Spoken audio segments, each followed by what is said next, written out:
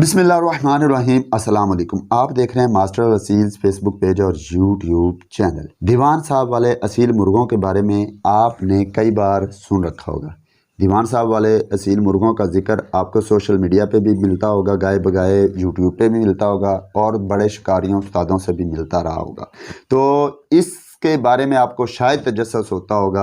आप जानना चाहते होंगे कि दीवान साहब वाले मुर्गे कौन से थे, उनकी क्या खसूसियात थी, उनकी क्या पहचान थी, उनकी हल्की फुल्की हिस्ट्री क्या थी, गेम स्टाइल क्या था। माजी करीब में एक इंतहाई मशहूर मारूफ हस्ती गुजरे दीवान साहब, जो पाकपतन शरीफ के एरिया के रिहायशी थे।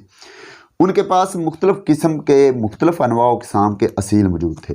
चूँकि वो बज़ाते ख़ुद परिंदों की गेम भी करवाते थे, असीलों की गेम भी करवाते थे, शौक़ भी रखते थे, इसलिए उनके पास मुख्तलिफ़ किस्म के कई किस्म की ब्रीडें मौजूद थी।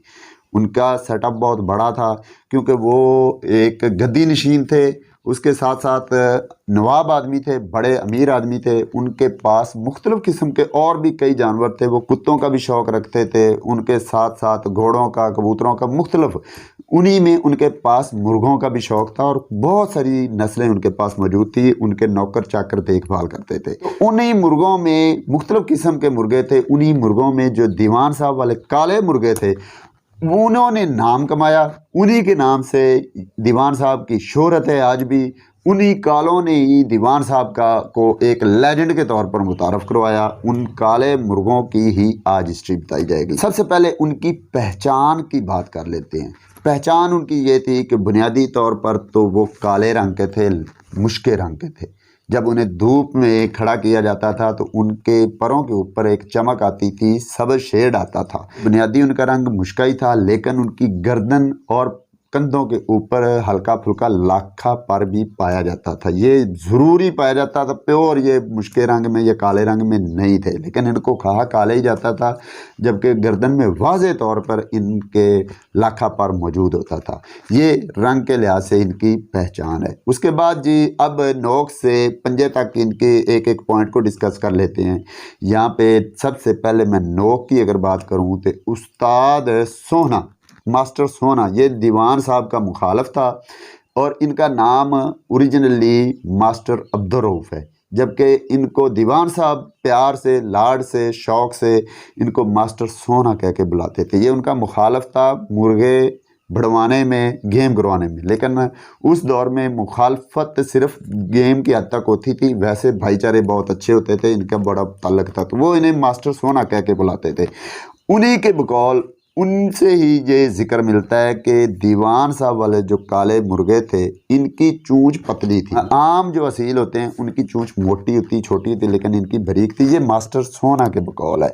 उसके साथ साथ इनकी आँख की बात करें तो आँख का जिक्र जो है मास्टर सोहना के बकौल और सरदार खालिद सईद साहब के बकौल इनकी आँख जर्दी माइल मस्टर्ड येलो थी, मतलब जर्द पीली थी, सफ़ेद में नहीं थी, जर्द पीली, और हल्के लाल डोरे भी थे इनकी आंखों में। पुतली इनकी छोटी आँख की डॉट छोटा था और आँख दरमियानी थी, चीरवी थी, बहुत ज़्यादा अंदर धंसी हुई नहीं थी और बहुत ज़्यादा उभरी हुई नहीं थी। चेहरे इनके बहुत ज़्यादा लंबे भी नहीं थे, गोल भी बिल्कुल नहीं थे, थोड़े से ओवल अंडा शक्ल के थे, मतलब लंबूतरे, थोड़े से लंबूतरे थे। चेहरे इनके गेम के अंदर सुजेल हो जाते, सूज जाते थे। ये इनमें एक डिफेक्ट भी था। चेहरे इनके बिल्कुल खुश्क नहीं थे, खींचे हुए नहीं थे, बल्कि हल्के हल्के गोश्ती थे और गेम जब लंबी होती थी तो अक्सर सूज भी जाते थे, इनकी आंखें बंद भी हो जाती। कि ताज की बात करें तो किली ताज, खड़ा ताज होता था, खूबसूरत ताज था। सर इनका जो है स्लोपी नहीं होता था, बल्कि सीधा सर होता था। ऊपर से आजकल आपको मुर्गे मिलेंगे ऊपर ताज से बिल्कुल गोल ऐसे सर आता है, लेकिन उनका सर जो था इस तरह, फिर इस तरह आता था, मतलब थोड़ा सा ऐसे सीधा चौड़ा सर था। ताज के पीछे अलफ का निशान भी होता था। अलफ का निशान से मतलब ये है कि ताज के पीछे बिल्कुल एक हल्की लाइन होती थी जहाँ पे बाल नहीं होते थे, बल्कि सर की ऐसे मांग निकली होती थी और उस निशान के अंदर जिस्म तक नज़र आता था। ये उनकी ख़ास एक निशानी थी। गर्दन इनकी दरमियानी थी, मोटी थी, मजबूत थी। गर्दन के बाल जो जाल थे वो मजबूत थे, उनके अंदर लाखा पर भी पाया जाता था।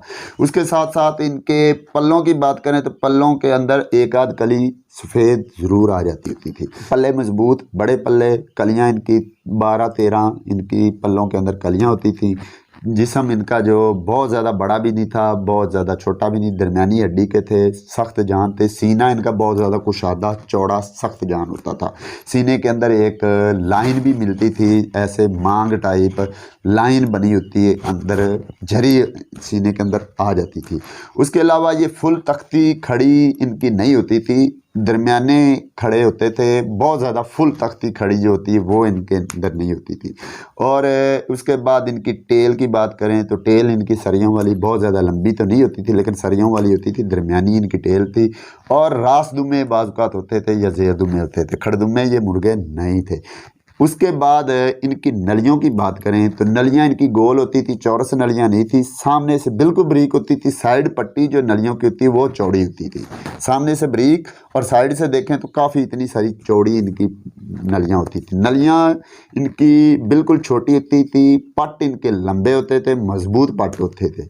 अब यहाँ पे इनके कांटों की बात करें तो सरदार खालिद सईद साहब के बकौल इनके कांटे जो होते थे वो गोल नहीं होते थे बल्कि चपटे होते थे। गोल नहीं बल्कि चपटे से इनके कांटे होते थे और कांटों का रुख जो होता था वो आगे को होता था। आम असीलों का जो कांटों का रुख होता है वो या तो एक दूसरे के सामने होता है या पीछे को होता है या ऊपर को होता है या नीचे को होता है, लेकिन इनका नलियों से कांटों का रुख आगे को होता था। ये सरदार खालिद सईद के बकौल ये बात है। पंजे इनके गोल छोटे होते थे, भारी उंगली, मोटी उंगली और छोटी उंगली थी। उंगलियों के आगे जो नाखून होते थे वो लंबे होते थे, गोल होते थे, चपटे नहीं होते थे, नुकीले होते थे, लंबे नाखून होते थे। ये है इनकी ज़ाहिरी ओवरलुक। उसके बाद जी इनके गेम की बात करें तो गेम इनका ये थी कि ये सीधा लड़ते थे, सीधी इनकी सीना के साथ सीना लगा के ये लड़ते थे।